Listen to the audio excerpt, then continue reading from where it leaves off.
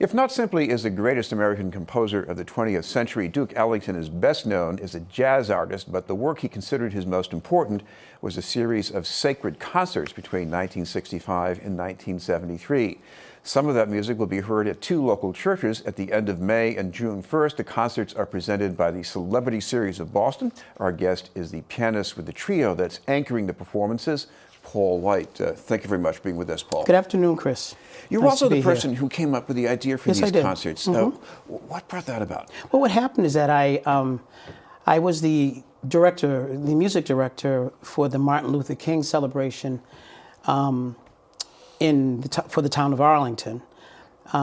Pearl Morrison had asked me to come and do that, and Robin Baker, who is I think she's the executive director of community events, I think, I'm not sure.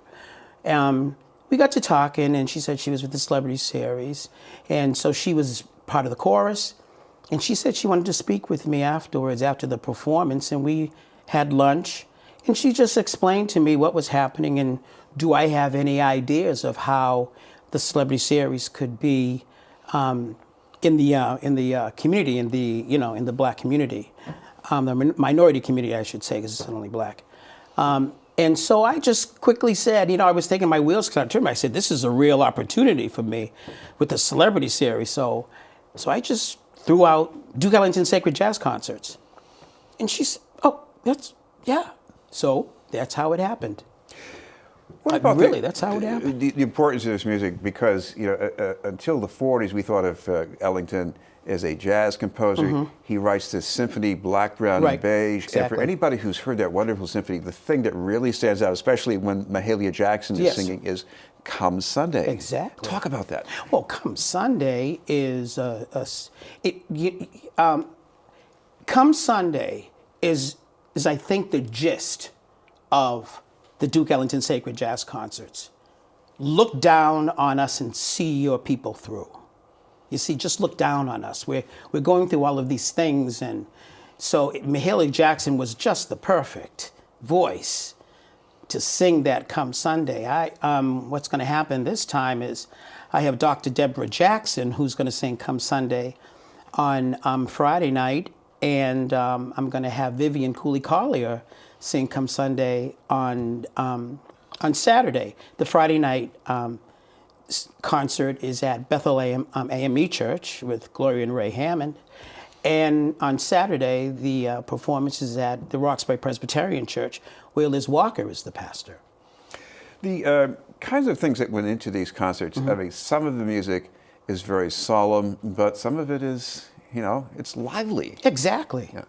And you're going to experience that, because what I'm doing is, if there's a freedom suite, and all of this is sort of very meditative, and the chord progressions, the harmonies are just beautiful, and I have an ensemble that will sing. So most of the soloists will be singing the freedom suite. It's beautiful. It's just a great thing to do, and it's in the first half of the performance.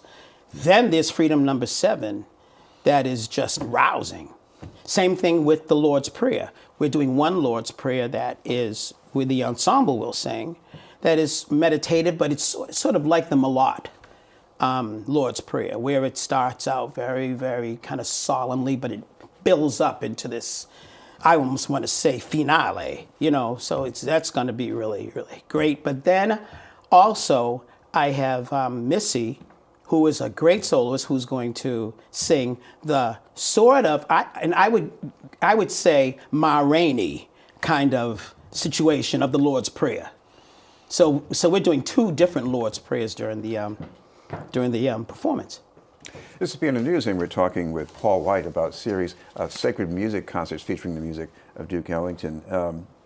Paul, talk about the intentions Ellington had for this music. Black, Brown, and Beige was premiered in Carnegie Hall. Then you have the sacred concerts. These were not at neighborhood churches. I mean, this was pretty grand. Why do you think he wanted it that way? I think that he wanted it because I think Duke Ellington, that is the essence of Duke Ellington.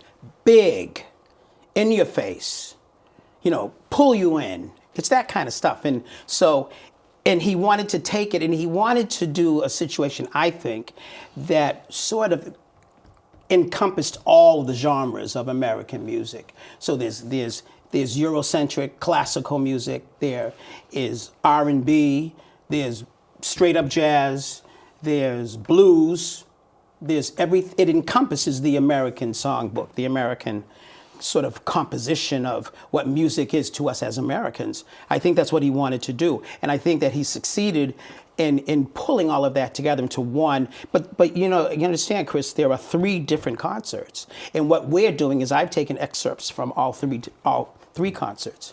You're also playing in a trio part of the time. And Ellington has done that, at least he's recorded with the trio. And there's an intimate side to his music. Would that be reflected too? Well, the reason why I decided to do a trio was for a few reasons. Is that I didn't want to have such an involved production. I wanted the music to speak for itself, and I had done the Sacred Jazz concerts in collaboration with the New England Conservatory, with their jazz band, and that worked out well. It was great. But I really wanted to do that jazz trio, piano trio. Chris, another challenge with sacred music, and this goes for a lot of denominations, you have official versions or dogmas about which kinds of music is appropriate, and it wasn't easy to get this music into a black church when it was new. No, it wasn't. It still isn't. Yeah. It still isn't, and that's a situation that we have to deal with, and that's why I'm so appreciative to Bethel and Roxbury Pres for taking on and inviting us to be their church, because it's just great. And because there is from the inception of his sacred concerts, Duke was frustrated because a lot of black churches really kind of turned their back, and they really didn't want to. They kind of stayed away from it. That's an issue, and so because I think, Chris, one of the things that happens is that it's categorized as being club music or something else. Then how could it possibly be sacred? But it's because of preconceived notions that someone would think like that. So, and what can you do? Only thing you can do is hope that you can find venues that will support it and accept it. So. One thing I understand, even as an amateur musician, there's a difference between playing at an event where everybody's coming to hear the music and playing at a church service, for example, where they're coming for other reasons. What about your own experience? You've done both of those. How was it for you? What about the satisfaction, I guess, of hitting it with people? Well, because I've lived it and I have been in it, I've done the religiosity, I've done the classical, I've done the jazz, I've done the blues, I've done the R&B, all of that kind of stuff.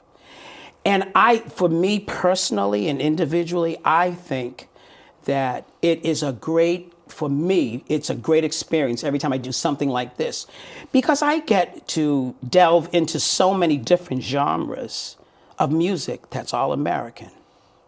And so I don't think that it should ever be looked upon as being Black American music. No, I think that it is American music in its truest form. And I'm so happy to be able to conduct something like this. Well, for people who want to come and hear it, we should mention one more time the dates and places. Oh, sure. It's at Bethel AME on May 31st, which is Friday. Bethel is very close to Forest Hills. Exactly. Right. And then on Saturday, June 1st, at 3 o'clock, it's at Roxbury Presbyterian. Liz Walker is the pastor there, and Gloria and Ray Hammond are the pastors at Bethel. And that's going to be at 3 o'clock. Thank you very much for being with us. Oh, thank you so much for having me. Paul White. We'll have more news in just a moment.